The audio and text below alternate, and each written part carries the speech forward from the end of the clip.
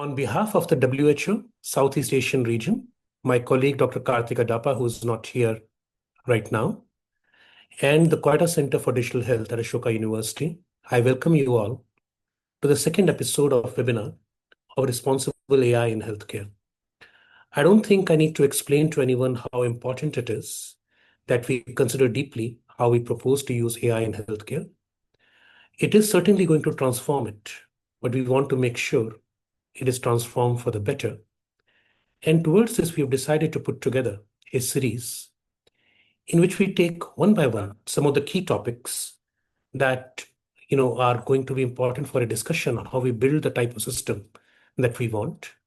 This will happen on the first Wednesday of every month. And every time we will have a star speaker for you, followed by a star panel discussion, where we go through basically the same set of things, some foundational principles on how things are built, then actual use cases of how we are dealing with it on the ground at individual level and also at nation level, and then a spotlight. In the spotlight session, we would look at how a country from the region is addressing the problem of responsible AI in healthcare. For those of you who were able to join us last time, we had a discussion on the foundational principles of AI in healthcare. Today, we're going to move to a more nitty-gritty topics of the algorithmic and data challenges. Because to be honest, you cannot have AI without data. And if you're going to use data, you are going to have challenges in how you want to do this well to prevent bias. And then, of course, on top of the data will be the algorithms and a lot of concepts of understandability and fairness. Now, to walk us through this very, very important journey, we are very lucky to have with us Professor B. Ravindran. Professor B. Ravindran is the head for the Center for Responsible AI at IIT Madras.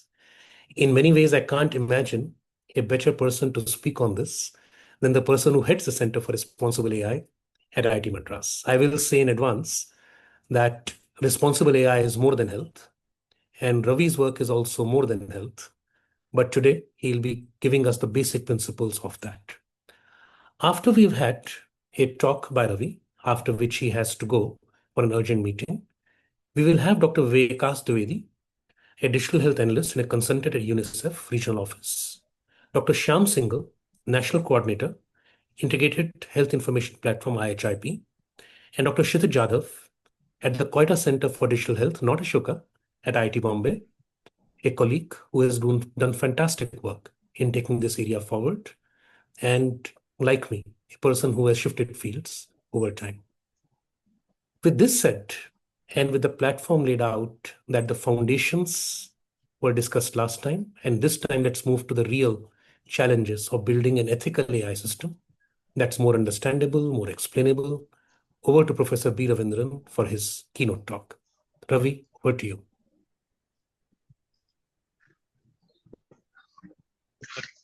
Can folks hear? Yeah, all yes, good. Perfect, great. Good afternoon, everyone, and thanks a lot for the introduction. So I should point out that I've been saying that we should get a KCDH-C at Chennai.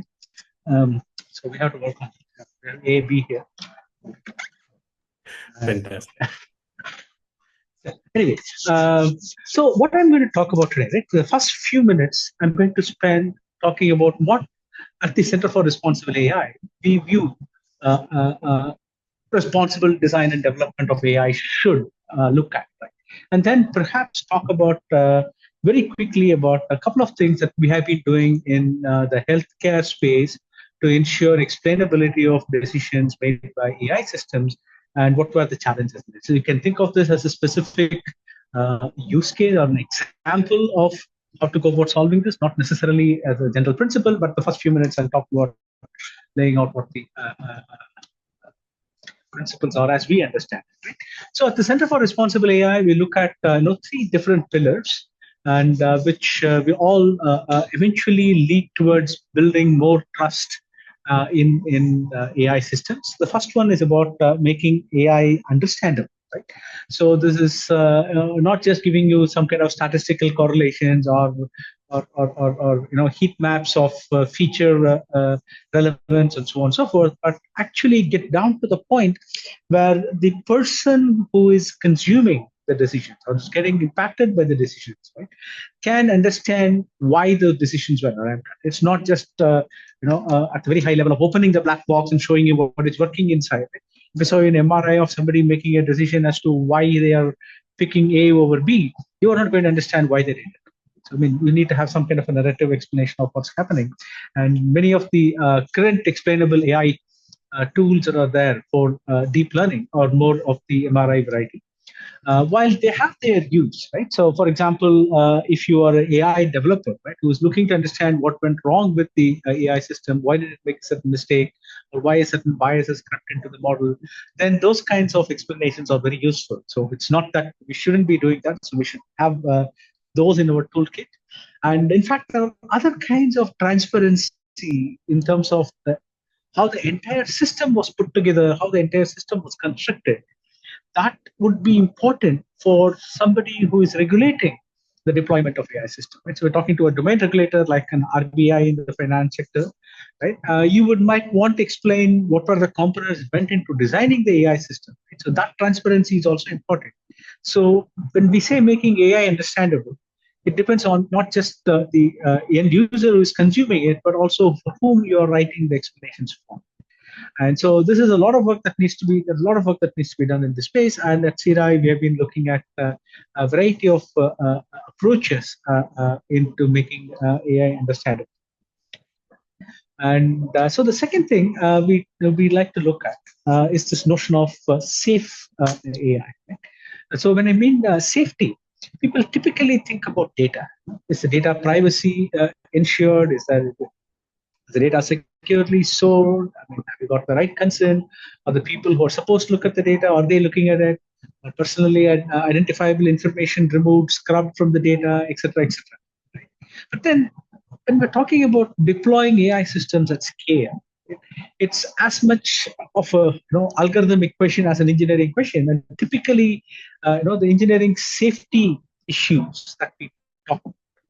So, for example, how good is the system when it is faced with situations it has not seen in the lab. So when we're actually deploying something on the field, it's going to every minute it's possible that it's going to look at stuff that it was not originally designed to work with.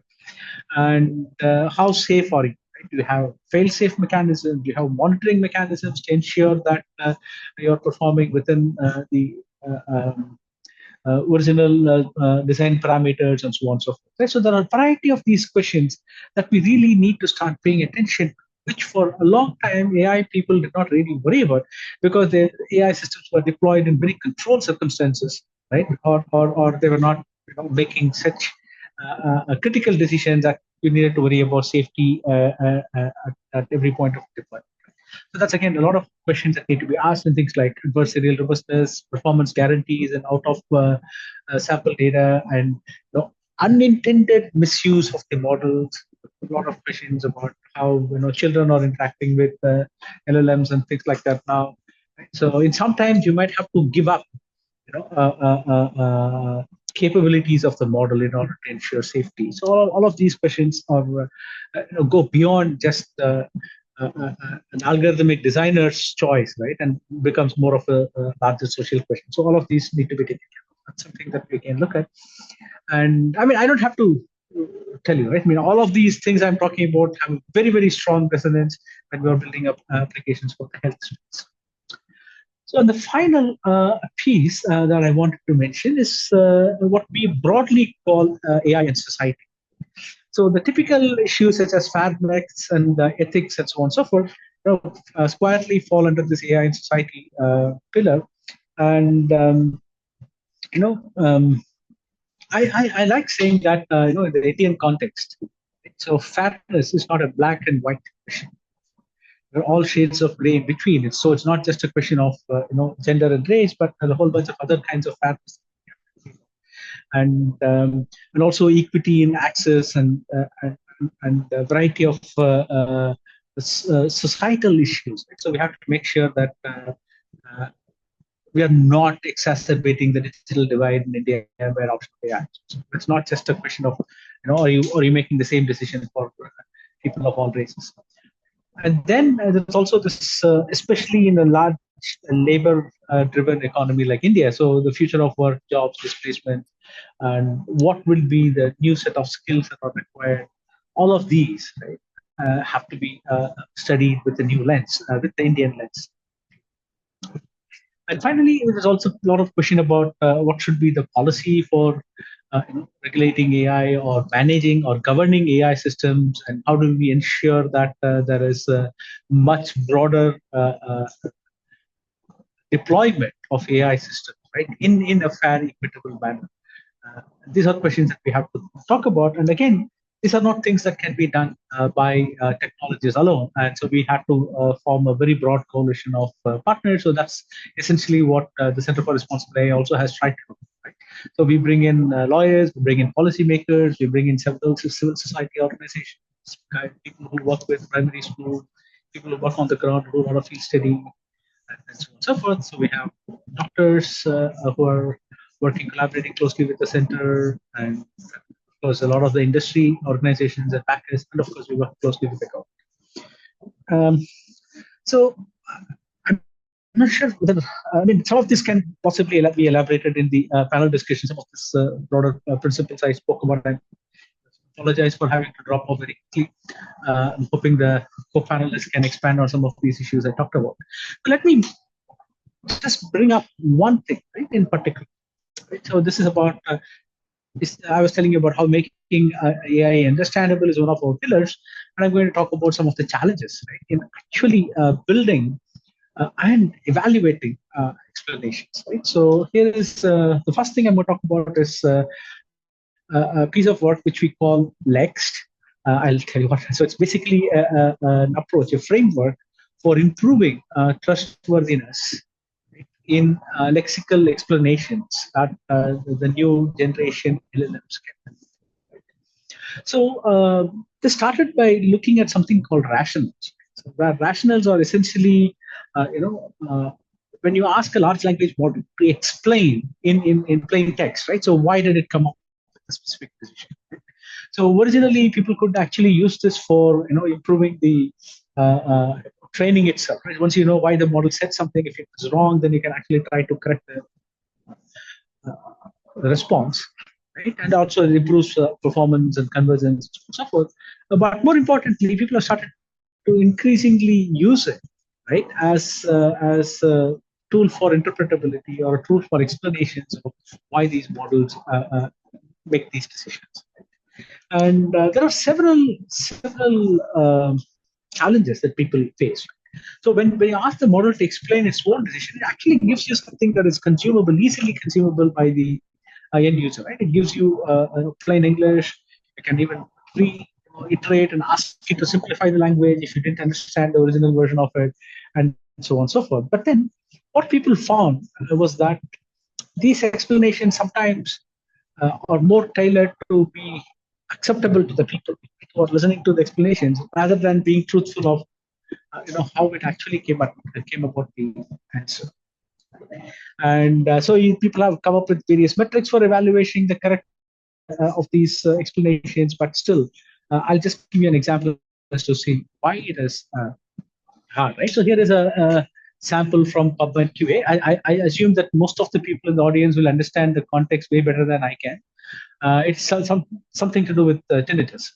And then the question that was asked is, hey, does multimodal cervical therapy improve tinnitus in patients? Pronounce it properly. And the answer it said was yes. Right? Now, you really want to know why it said yes. Okay? So it turns out that PubMed data set actually has some long answers. So here is an explanation that PubMed actually has. And here is a response that Llama 2 gave in terms of why the answer is yes. And how do you compare and evaluate? So people typically have various metrics. So there is something called the BERT score. Right? And the BERT score essentially compares the vector embedding of the answer provided by the LLM with the vector embedding of the ground truth answer, and looks at the distance cosine similarity between the two vectors. It's not the best measure, as you will see why in a bit, but it's something that is very widely used in the literature. Right? So, for example, so here is the BERT score, and they say the BERT score is 0.86.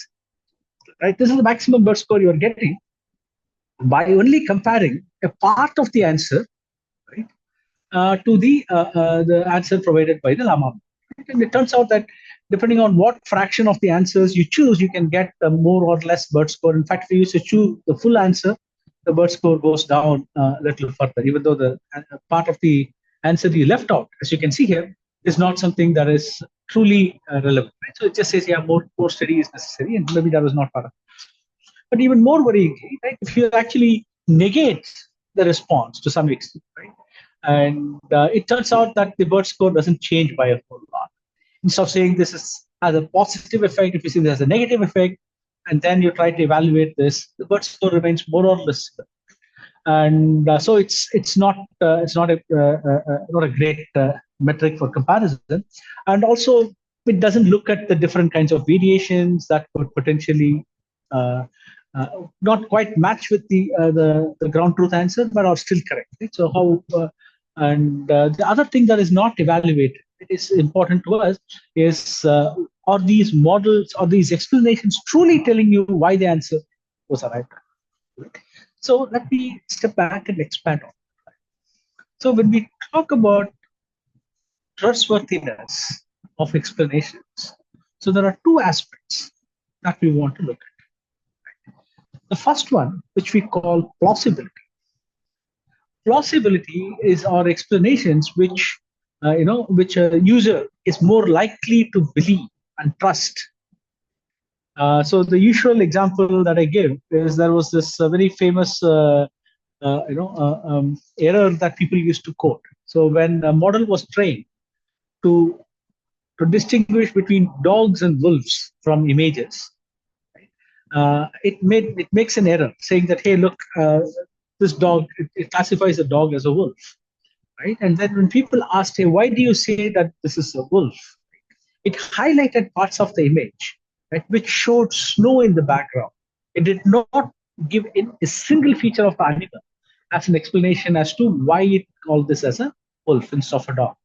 And it turned out that because the training, all the wolf images used in training were in the outdoors against snow, like a winter background, and all the dog images were more from indoor scenes. And therefore, the model had just learned to pay attention to the background and not to the animal itself to figure out if it's a wolf or a dog. Right? Now, this is an explanation which is very faithful to the mechanism by which the model arrives at the decision. Right? But this is not something that you would consider plausible. Obviously, right? Plausibility is something that you would like to trust, and faithfulness is actually adhering to the actual process by which the decision was arrived at. So when we want to evaluate explanations, we have to look at both plausibility and faithfulness. And it turns out that many of the evaluation metrics that have been proposed in the literature test one or the other, but have not quite looked at combining both. I'm just keeping an eye on the time. So what we did, I'll talk a little longer on this one slide and skip the rest of the slides on each one of the components.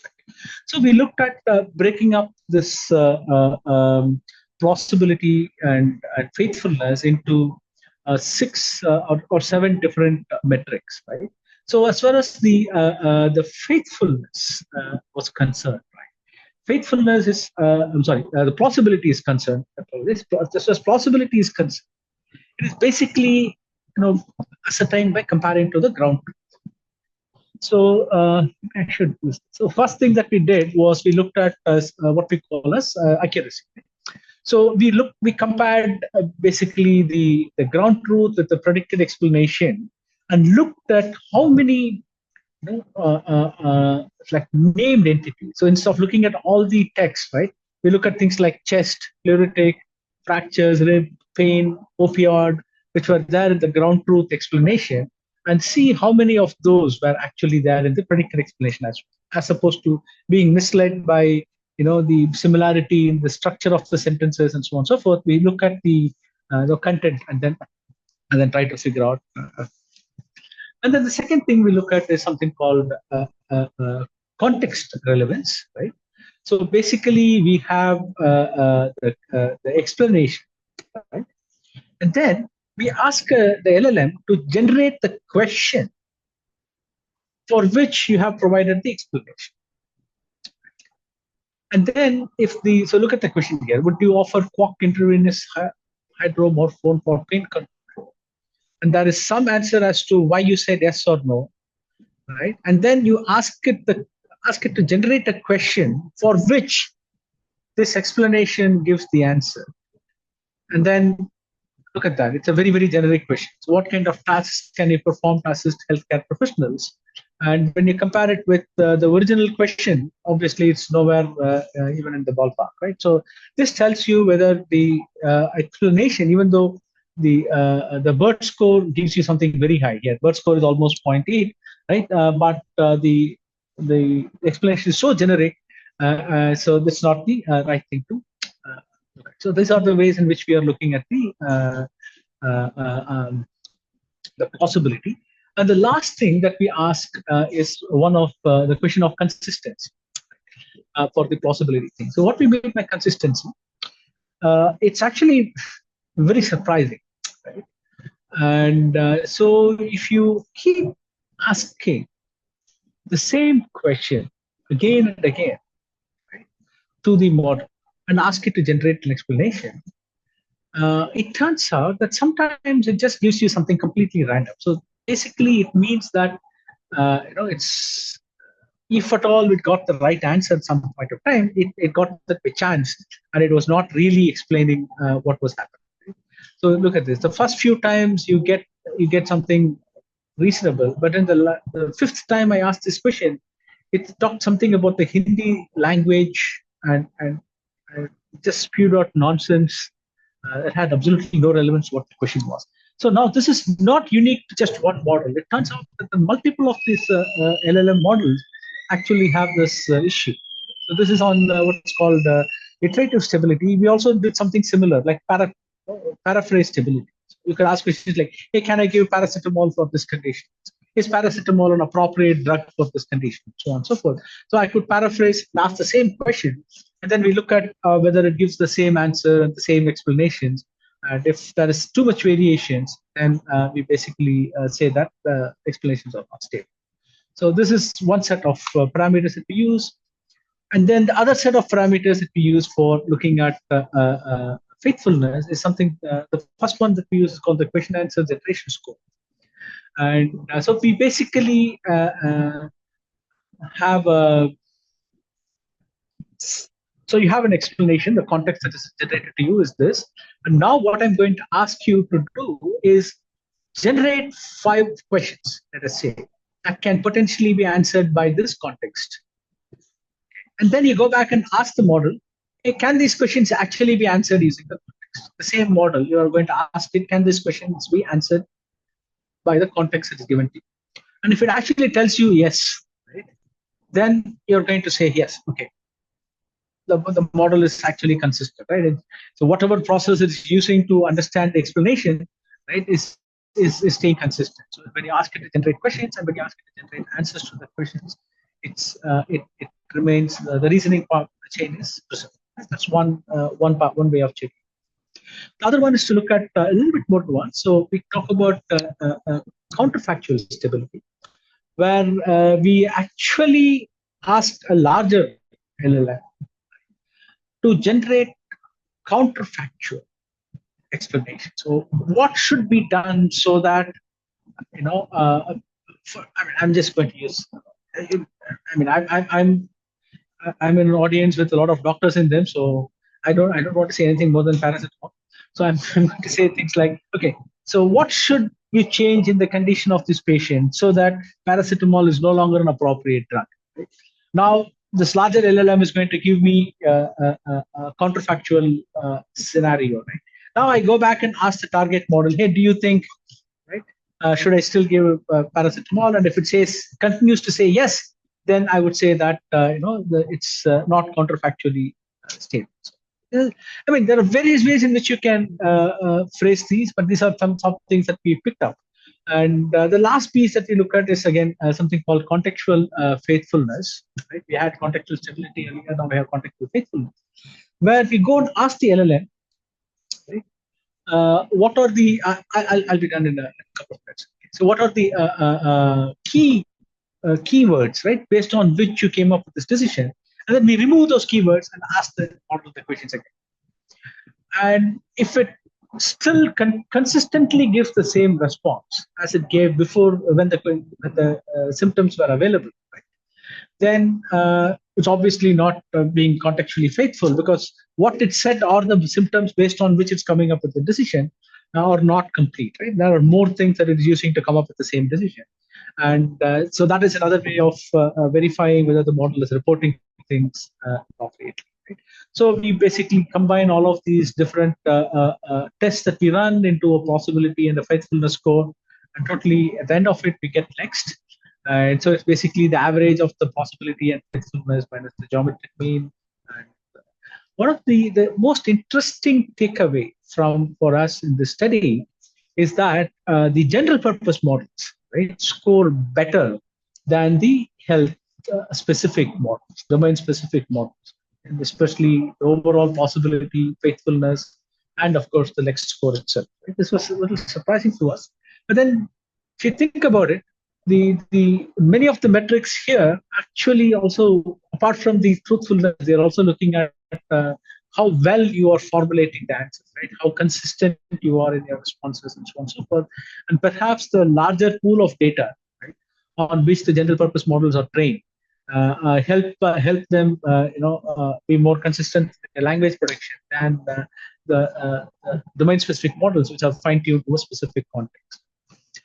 And of course, we can continue looking at this. And so here is the thing to take away, right? So the general purpose models like Llama and Gemma are higher on the plausibility faithfulness scores, right? The top right quadrant are the ones where you really want them to be.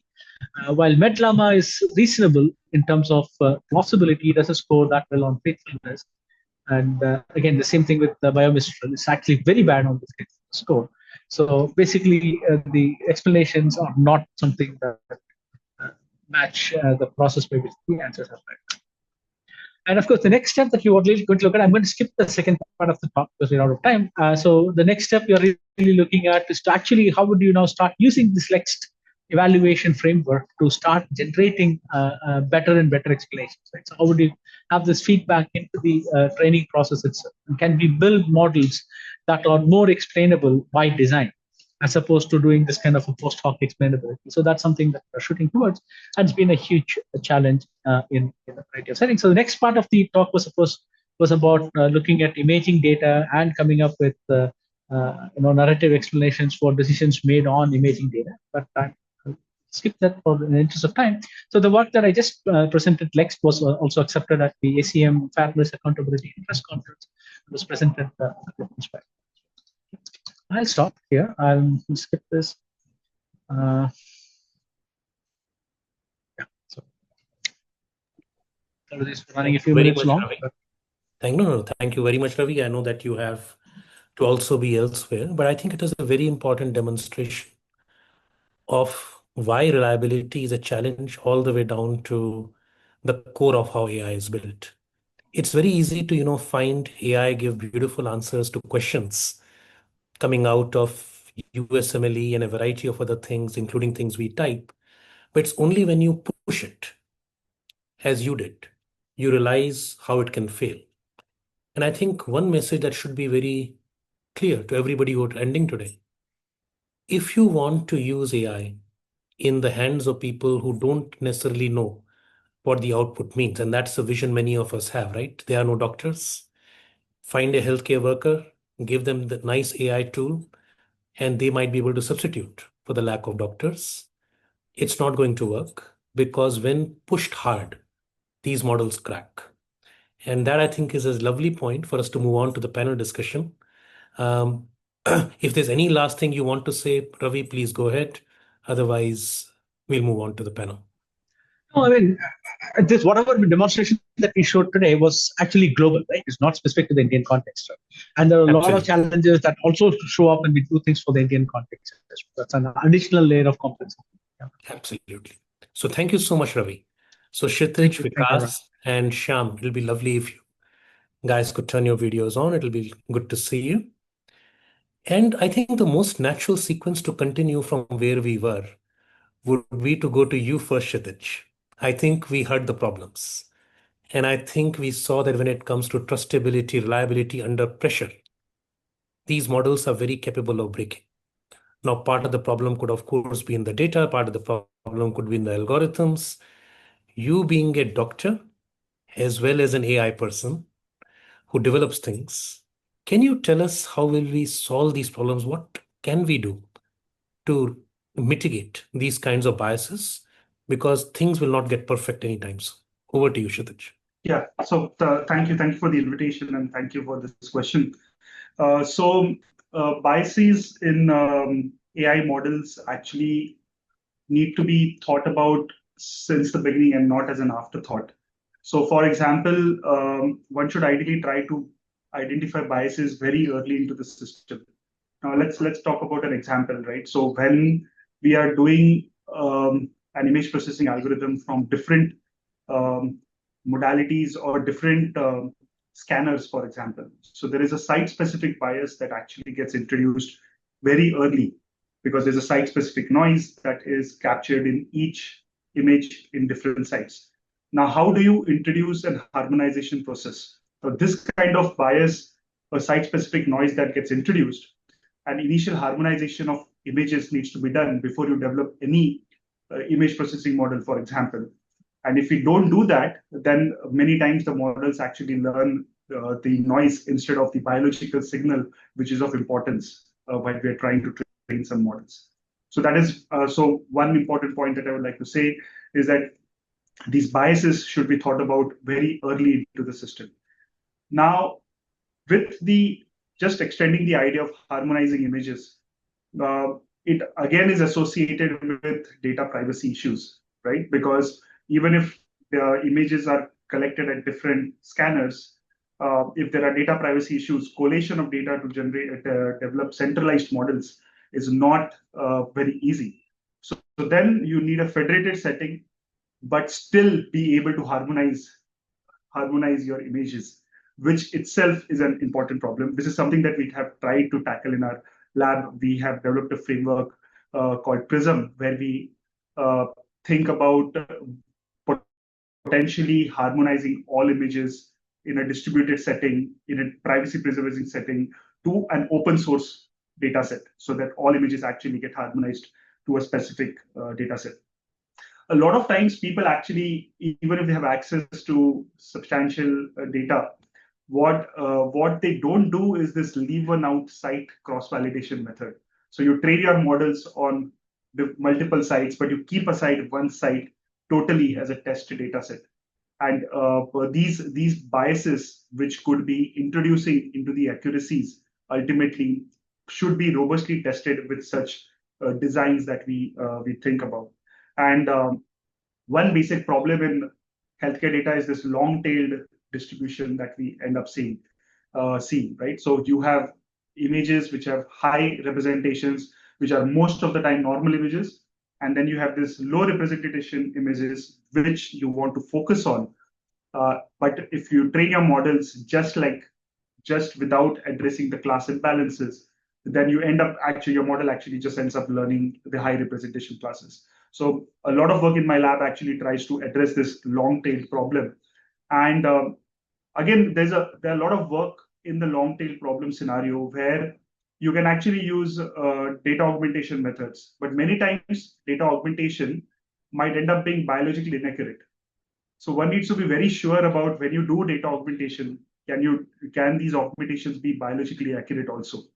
So being cognizant of this fact, especially in healthcare, where many times in naturalistic conditions, so non-healthcare scenarios, we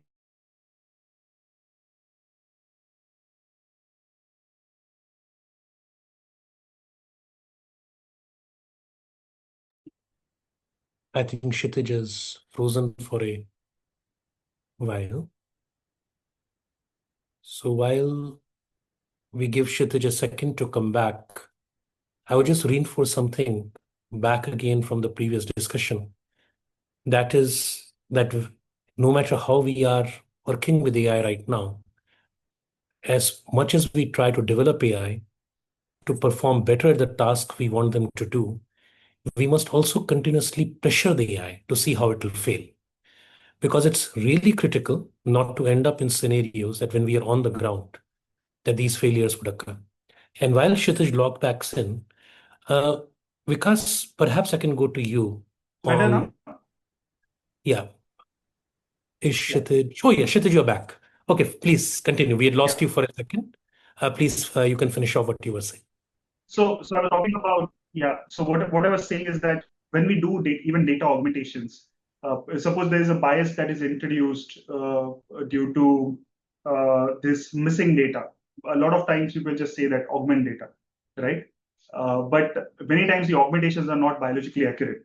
So a lot of times uh, the methodology that we follow in naturalistic imaging or naturalistic scenarios might not be applicable in healthcare scenarios. So being cognizant of these situations should be something that should be ingrained into research or even implementation work before one embarks on this developing of AI models in healthcare. So these are a few of the points that I would like to make. Thanks, Kshitij. In fact, now that you've ended on that one, let me switch gear and ask Dr. Shyam Singhal, who has very specific experience on IHIP, which is a very rich source of data. And you talked about the tails and the distributions and how to make sure that when we prepare data, we do it well. So, Shyam, from your experience with IHIP, what are the key challenges in ensuring data integrity while preparing these kinds of data sets that Kshitij was indicating that need to be rich? Perhaps they need to be augmented, perhaps not. What have been your experiences using IHIP? Yeah, good afternoon. Hope I am audible. Yes, please. Okay. So, integrated health information is a flagship initiative by the Ministry of Health and supported by the WHO. Its aim to present a single operating picture of the public health across the country, right from the frontline responder to the policy makers. So they are having a single operating picture and it's almost near real time. If we see the quantum, as on today, more than 250,000 healthcare facilities across the country are reporting on the platform on real-time basis. If we see the quantum in terms of the cases, then more than 5 lakh cases of 50 plus disease conditions are getting reported on daily basis. So actually there are two ways of data reporting on the IHIP. One is by the direct reporting on the platform, and second way is data fetch from the existing health information systems by way of API. So when we are integrating with those legacy information systems, which vertical disease programs are still using, then there are many challenges to ensure interoperability and data integrity when presenting this data for the AI models. The first and foremost challenge is non-adherence to the prescribed data standards. So as you are aware, there are data standard prescribed by the government of India, that is EHR 2016. Then there are MDDS is also metadata and data standards. If systems are not adherent to those standards, then integrating this data, then presenting it to AI and ensuring interoperability, that is a big challenge. Another challenge is verifiability. Some of the legacy systems are still using the aggregated data reporting. So aggregated data reporting is of not much use, because by that aggregate data, we cannot verify that data. Another important challenge is timeliness of data reporting. Some of the systems are reporting on the weekly basis, some are reporting on the monthly basis.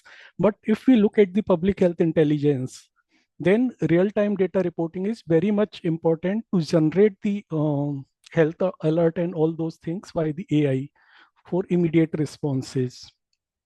Another major challenge is representability of that data. Because for AI to make an inference, to train the models, that data should be the representative of the whole universe, which we are trying to cover. For suppose if we are predicting something for the TB patient and we are taking the data only from the urban area, so those models are tend to fall because they cannot predict the incidences in the tribal area or rural areas. So that representativeness is also very, very important. So to overcome all those challenges on the IHIP is fully adherent to EHR standard prescribed by the government of India. All the data reported is near real time. Then all the data is case-based. So that case-based data is verifiable. To ensure data integrity on the IHIP, every data reported means whatever user roles are there, that access to the portal is based on the user roles. Whenever user is putting any data into the system, then automatic validation checks are there to ensure the correctness of the data. Then if we see, if some user want to change some data, means something is reported, then they want to change that data. So then to ensure the data integrity, audit trails are there inbuilt in the system to ensure that there is not much interference with the already reported data. So by adhering to all these things, and we are on the IHIV, we are able to ensure whatever data we provide to the AI model to predict for the like disease trends and all that. So data is accurate, data is reliable, and data is timely. So that is my input from my side. Thank you. Anurag, not able, yeah. Yeah. So we know that at least the source of data is verifiable. That solves some of the problems, not all.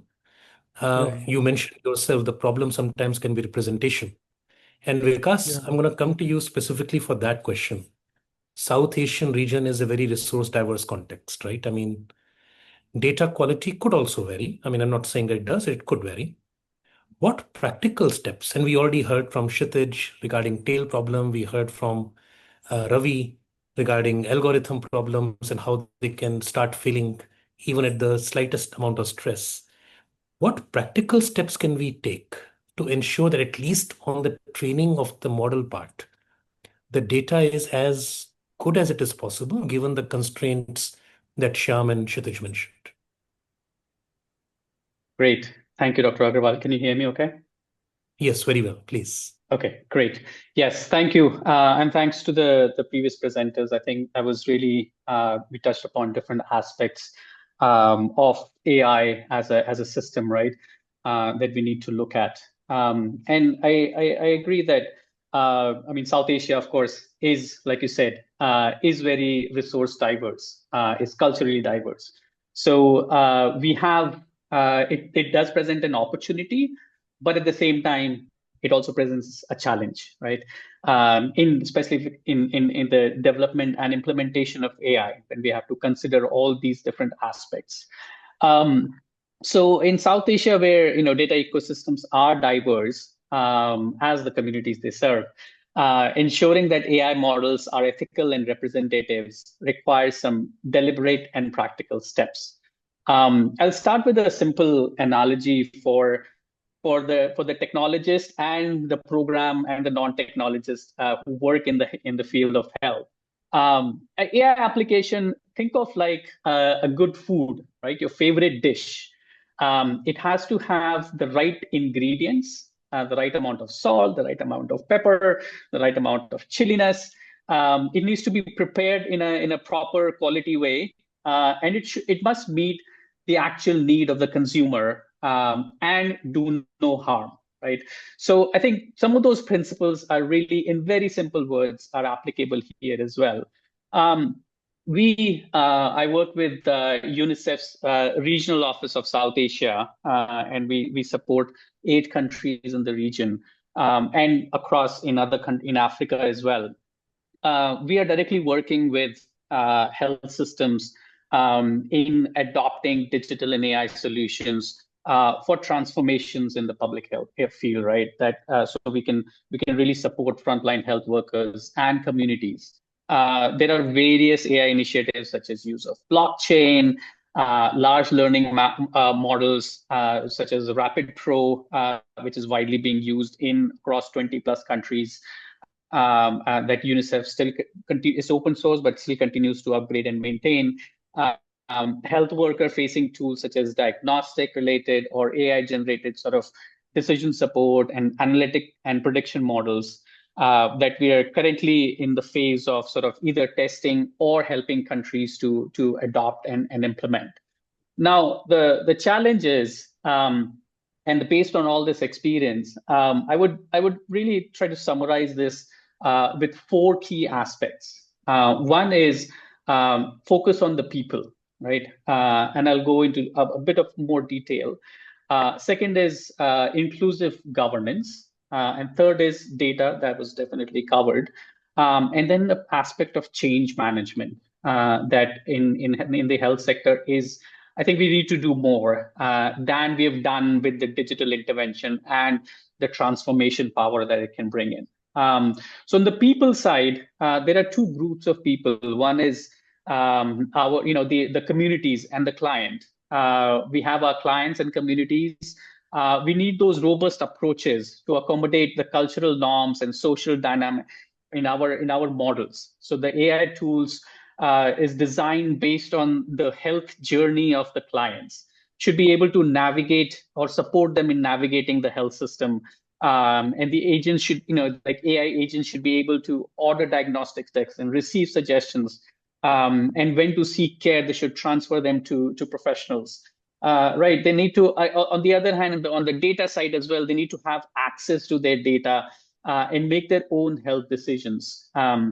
We need to build that the trust that Dr. Ravindran talked about, and ensure transparent communication through local languages and ongoing engagement, which is not a one-time approval, right? It's an ongoing process. Now, India's Bhashini initiative is an excellent example of how do we capture all those different languages and somewhere try to sort of standardize that these models can start using, right? So it's laying the foundations of that. On the other hand, within the people is our internal clients, the health workers, right? The engagement, the users of those systems. And it's very necessary that, I think Dr. Kshitij also mentioned that, to engage them in earlier design phase, right? The challenges that they're facing with, how AI can really help them. And not just sort of like Dr. Shah mentioned, not just the sort of urban or the data that we have available, but going for like more, in a targeted way, that we need to be diverse. We need to have more data sets and capture both the communities as well as our health workers. Now, as UNICEF, we strongly believe in listening to communities and healthcare workers. We've used human-centered design approaches in documenting and capturing those insights that guide the innovation. So it's really grounded and it's essential to sort of advancing health equity. And that's why we're investing in locally driven solutions that apply AI not as a one-size-fits-all tool, but as a means to meet people where they are. Through our innovation grants that UNICEF does, we've supported organizations that use AI to expand access in more meaningful ways, demonstrating that when communities lead, technology can really benefit everyone. So it's just not technology for technology's sake, but we are trying to address real life issues and challenges. As UNICEF, we focus heavily on children and youth, and that's the next generation, right? So making sure that all the content is safe, available online. So we collaborate with different partners, Facebook, Google, others, at the global level, and at the country level as well, on how we can make those contents safer, and also get their inputs in the design, and how we can protect the rights of children. The second area what I talked about is inclusive governance. making sure that we have multi-stakeholder bodies that are led by the government, but includes the civil societies, includes the academia. And this is essential for the ethical standards, making sure that the biases are not there, and and building those accountability mechanisms. Our Sure. data sets must respect, the South Asian diversity. The aspect of data and data governance was very well covered, so I'll not go in much of that into detail. But making sure that we're not sidestepping it. It's very central to development and implementation of AI. And finally, I think the aspect of change management before and after the tool is designed, working with health workers and communities to making sure that they're implemented and really transforming the way healthcare is delivered. In just sort of short, ethical AI isn't just a technical fix. It's a collective commitment to inclusion, transparency, and justice. And I would just kind of close by saying that the question isn't whether we can afford to do this, it's whether we can afford not to. So I think we all need to get together and build those tools for the future. So thank you. Thank you very much, Vikas. Very nice ending words. So what I would do, we have a country spotlight by Mr. Kinle Dorje, who is representing Bhutan, and we look forward to hearing about the efforts going on over there. As you said, Vikas, we can't afford not to, right? But how to go about it, it's best to learn at country levels. Meanwhile, I'm also seeing questions and answers coming up. So I request the panelists, while they listen to the country spotlight, if you see any questions you would like to answer, please go ahead on the Q&A chat. And after the spotlight is over, we'll come back and we'll stay over time and answer as many more questions as we can. Mr. Dolji, very, very welcome. And we really look forward to hearing about the plans from Bhutan in responsible AI in health. Thank you so much. Thank you so much for having me on this webinar series. I'm really glad that I could at least present about what we are doing in Bhutan in terms in the area of AI and also the digital health and its constituents.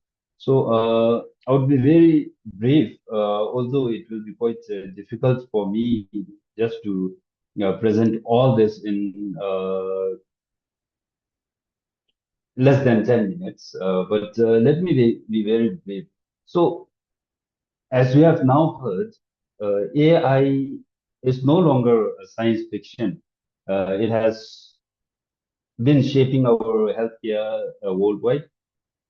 But in terms of this AI, Mr. Dolji, if you can switch your view. Right now we are seeing the slide show view, I mean the other view. Okay. If you see any option in your display settings to, go ahead. That's fine. Go ahead and start sharing. Is it okay? Yeah. Do you see a display settings right over there before end slideshow? Just click on that perhaps.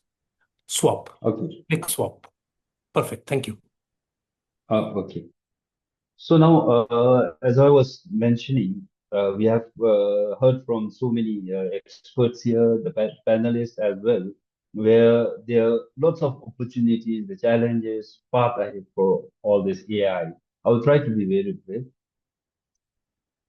So before going into depth of what are the ethical aspects of AI in Bhutan, let me share with you about the status of AI in Bhutan in general. So AI is actually at a very nascent stage in Bhutan. We are just experimenting with the things and learning about AI, not just not deploying it at a very large scale. Although we have been deploying this traditional AI in the systems that we have already implemented in the country. So most of what we actually have right now is the data analytics and the predictive modeling, not yet autonomous and AI, generative AI. Thus, we think of it as a planting of the seeds. In a way, the harvest is yet to come in near future. Now, we already have a very strong digital foundations like electronic patient information system, which actually captures the data of an individual from womb throughout their life till they die. So, and then we also have this DHIS2, which has been collecting the aggregated health information since a long time ago in Bhutan. And we now have been trying to develop something called the 4 data bank project, where we will be capturing the genetic data, the medical and health data, the population data, all in one digital system. So connecting all the digital systems. So in a way, we are quite comfortable with the preparations that we have actually done until now. Uh, our digital health strategy 2023 to 2027 actually has set the stage for AI. And even though frameworks are still at very still emerging state, uh, the digital health strategy is actually further strengthened by the national AI strategy, which actually considers healthcare as one of its key sectors.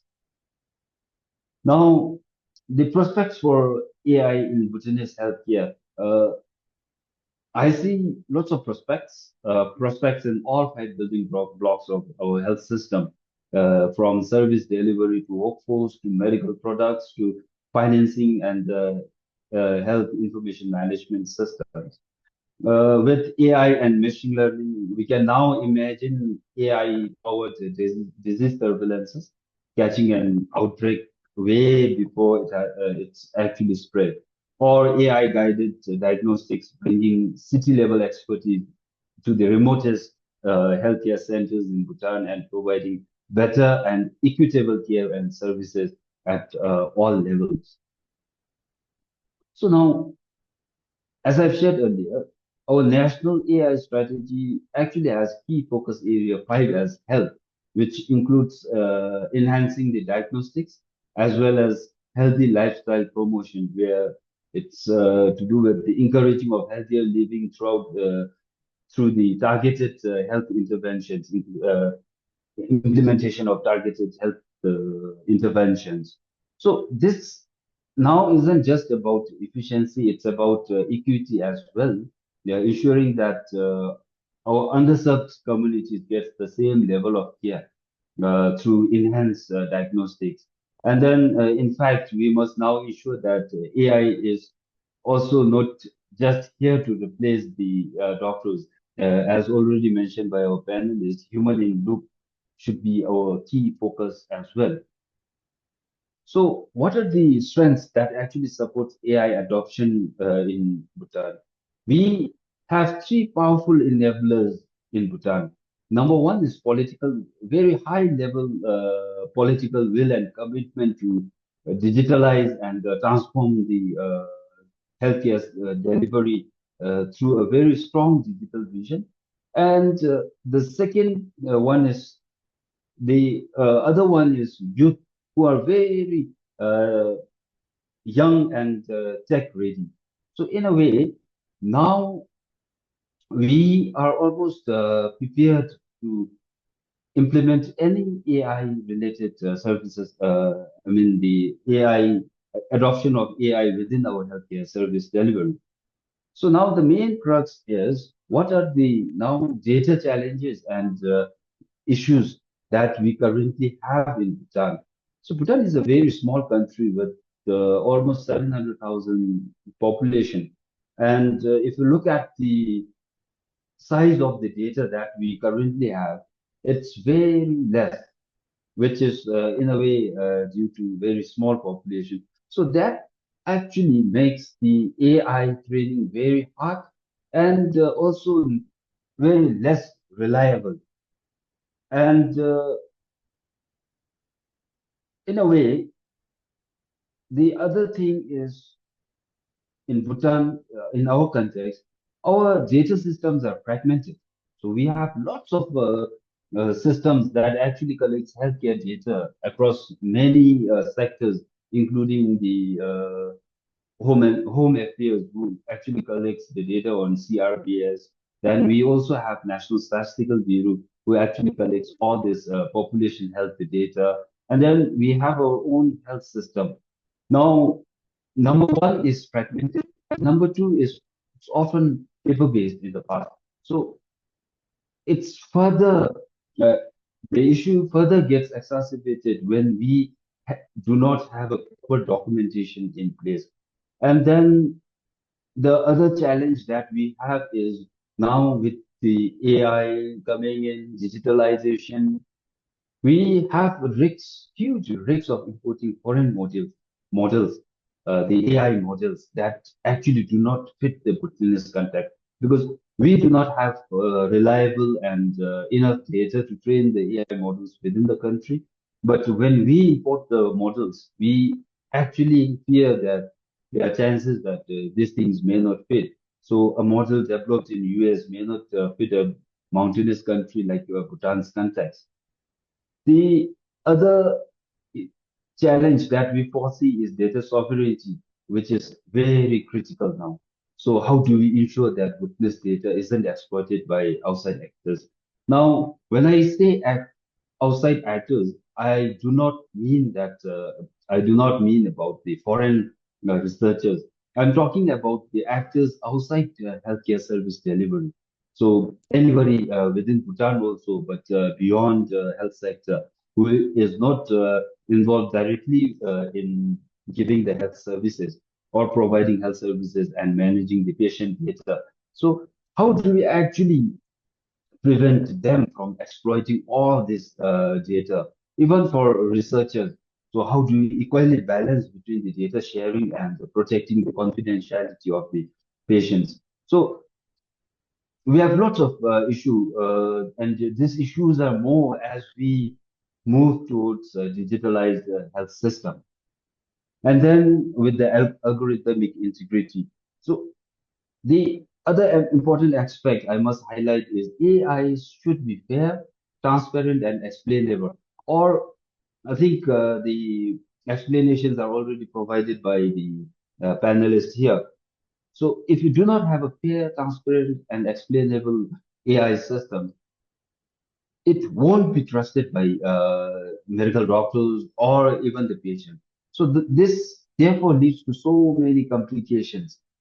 Now, the other thing is, as I highlighted earlier also, importing the models may come with so many hidden biases. So what works in other countries may not work, actually work in Bhutan. In such cases, even if we have models that are developed elsewhere, which are very good and trustable, it may not solve the issue in Bhutanese context. So having a model specific to our country context is very essential in such cases. And then the other thing that I must mention here is the guiding philosophy of our healthcare system in Bhutan. And also, I think everyone agrees that technologies must serve people, not replacing them. So AI in healthcare should actually support the doctors and not undermine their judgment. So how do we have a system or a framework that actually balances between these two? So in a way, it actually talks about the governance, overall governance framework of the digital health or the data governance within the country. So this is not just relevant in Bhutan, but across all the countries to have a proper framework or data governance structure in place. And those involved must also understand and keep equity, the cultural respect, and community consent at the core of the implementation.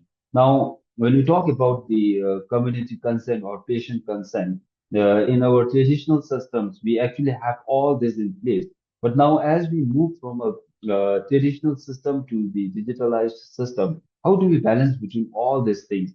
Apart from the algorithmic challenges, the robustness, and then the training of the AI models itself. So now, how do we move forward in this case? Now, we must understand that we need to invest in local data infrastructure. Our roadmap is very simple but critical. Building local data infrastructure, training the botanist professionals, and forge partnerships on our terms, which are very essential. The other thing is data sovereignty, which is again the backbone. We must ensure that botanists' patient data are not exploited, and people do not lose trust in digital health, as well as which in a way is the foundation for implementation of AI in health. And then we must have a very strong policy framework which would actually emphasize on the transparency, the accountability, and also not just on transparency and accountability, also on the overall sustainability of such implementations. So all in all, AI adoption is not just about having technology in place. It's about the collaboration, the funding, infrastructure, cybersecurity, talent development, and everything. So by collaboration, I actually mean that healthcare has now shifted from just medical clinician-based service delivery to inclusion of the data scientists, the pharmacists, and all other sectors, the researchers who actually helps in building the healthcare system worldwide. And we need to create an ecosystem where the AI actually thrives, which is very secure, ethical, and then which actually puts people first. So, in conclusion, His Majesty the King of Bhutan has actually reminded us that digital infrastructure is only valuable if our people can actually benefit from all this digital system. And the real question is not whether AI will change the healthcare. It will, of course, change the healthcare, but the question is, will Bhutan actually adapt fast enough to reap all these benefits? And our task is, I think it's very clear, making AI a tool for equity, resilience, and which is in a context of gross national happiness. Thank you Thanks very so much, much. Dorji. I think from the happiest nation in the world, these are very important messages. And to stay happy, we must use AI correctly and well. So what I request people to do is, if the panelists, if they can, please stay on for 10 minutes more. So we have already answered some of the questions that people had, and we can take a few more. One very important question by Soumyadi Bhaumik, I am repeating, and please indicate if any one of you wants to take it. The core code of LLM training data is Western. We use local data to build agents, but the core training data being Western. Is it appropriate to use AI in 0 countries at this point? Both, all of you, Kshitij, Vikas, Shyam, you must hear this all the time. Kshitij, you want to take a first crack at it? I'm sure there's a problem you deal with. So depending on what problem you're solving, right? So suppose the problem that you're solving is an agentic method to retrieve a patient-specific data from an electronic health record by following the patient ID.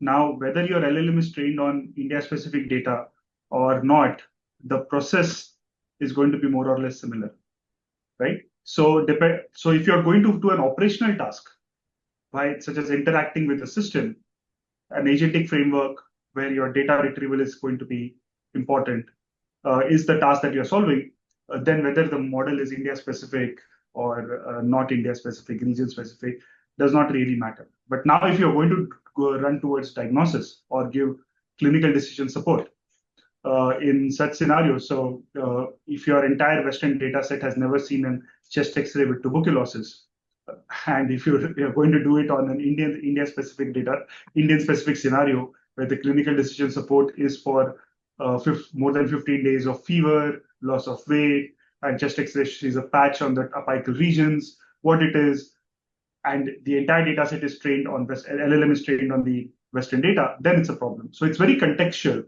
So I have always heard these questions, right? We need India-specific models. And yes, we need India-specific models, but for what are you going to use it is also going to be very, very crucial. So that's my answer. Vikas, I'm going to deviate slightly from this question to cover 2-3 questions together. One of them was regarding informed consent when you use AI and deploy it in the community. And you had the last point of community engagement. Clearly, there are risks. And while we may not even speak of a full clinical trial, these risks need to be communicated. Otherwise, you're not really informing the community. In your experience, say UNICEF, you are probably working with underserved areas where you may want to augment people's skills using AI tools, but the community needs to be informed. What is the most responsible way for such AI use that you are currently using as a best practice? Sure.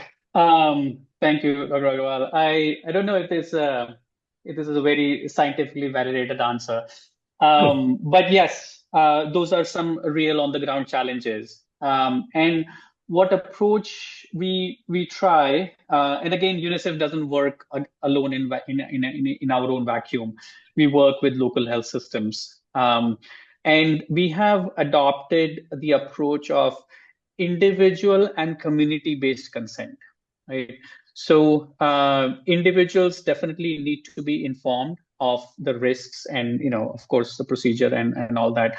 But at the same time, engaging communities and bringing them together and making them understand as well that, of course, we will protect the individual data, but the risks that are involved. So bringing the sort of individual and communities together, I think this is not just kind of an AI tool, but really making it, giving that a human flavor as well.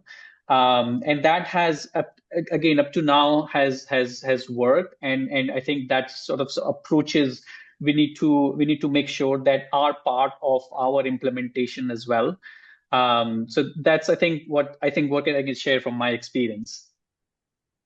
Thank you very much. So maybe to wind down, I'll point out a few things about today's webinar. We saw that AI can be more fragile than it seems when put under stress. We understood that the data to train it, there are a variety of solutions, there are a variety of problems.